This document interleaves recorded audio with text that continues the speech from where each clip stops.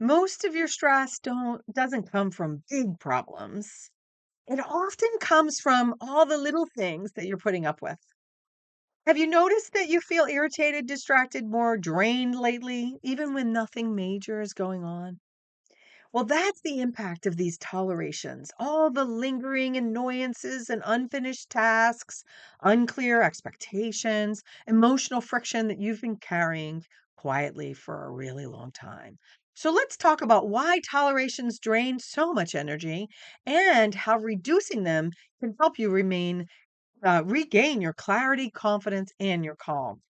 So tolerations are anything that you put up with, cluttered space that you keep walking past, the messy drawer that you never open, or when you open it, it just everything falls out, the coworker who interrupts, or any habitual behaviors from others that are irritating. Family drama that you would love to avoid, the emotional clutter that you're hanging on to, things from your past, or things that you just haven't dealt with yet, the emails you haven't answered, the decisions you haven't made, the small frustrations. These small frustrations build up over time. And here's the insidious part: you've become so accustomed to these that you don't even realize how much you're actually putting up with.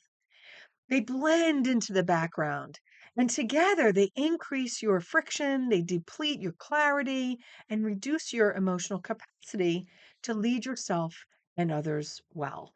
You're not overwhelmed because you can't handle it. You're overwhelmed because the accumulation is heavy and it's mostly invisible. I'm Dr. Julie Donnelly, a leadership coach, a speaker, and an award winning author. And I help leaders to reduce their stress and be clear, confident, and calm, even in the most chaotic of situations. So let's talk about why tolerations build up. Well, the first of which is you've adapted to them. You've stopped noticing how much they actually affect you. And the second is that they accumulate quietly. One little thing becomes 10 and you brush it off. You'll just deal with it later. The third thing is that you haven't had the time or clarity to address them. You haven't taken the time to deal with it. So they stay on repeat and you underestimate their impact.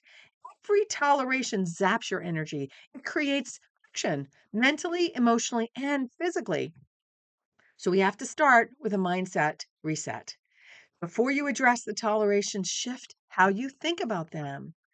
First mindset shift is, hey, you don't have to carry everything. Release the belief that you must absorb every annoyance.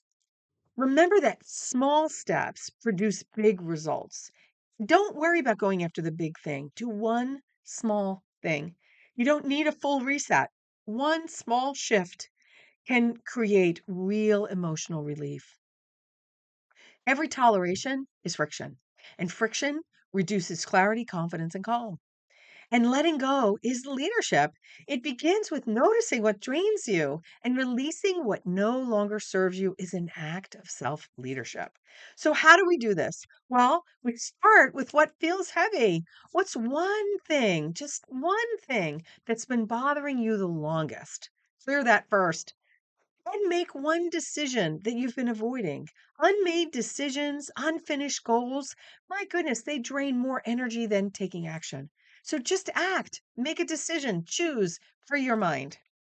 Release one expectation that doesn't reflect your values. Be a tradition, a role, a belief, a habit, anything that no longer fits who you are now. Sometimes we have to update our self image. Just let it go.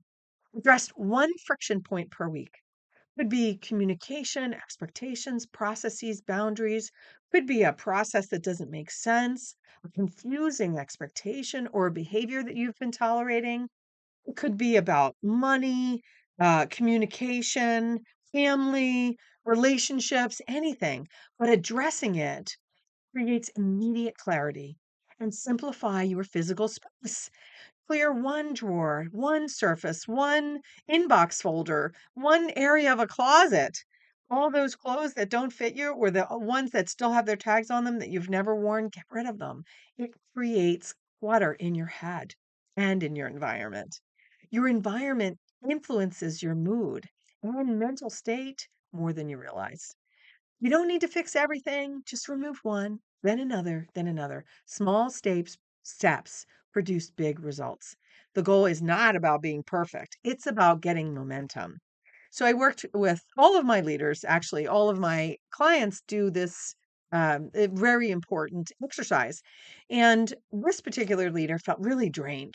So when I asked, she said nothing was wrong, yet she was exhausted.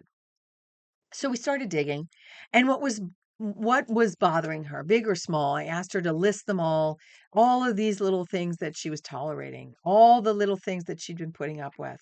Cluttered workspace, unclear expectations with a team member that wasn't doing his job well, several decisions that she had been, avoiding. And individually, each was small, but together it was suffocating her. So she chose one little thing to eliminate each week, and she tackled it. And within days, she felt lighter. Each time she would take care of something, it lifted that burden and released some energy. So within a couple weeks, she felt more in control. By the end of the month, she had clarity she hadn't felt all year.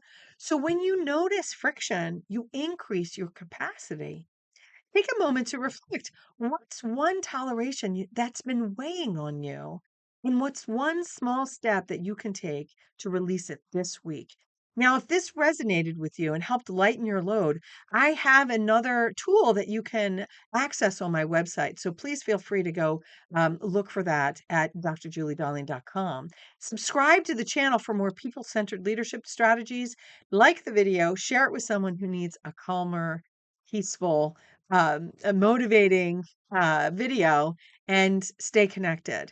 I'm Dr. Julie Donnelly. Till next time, be leading.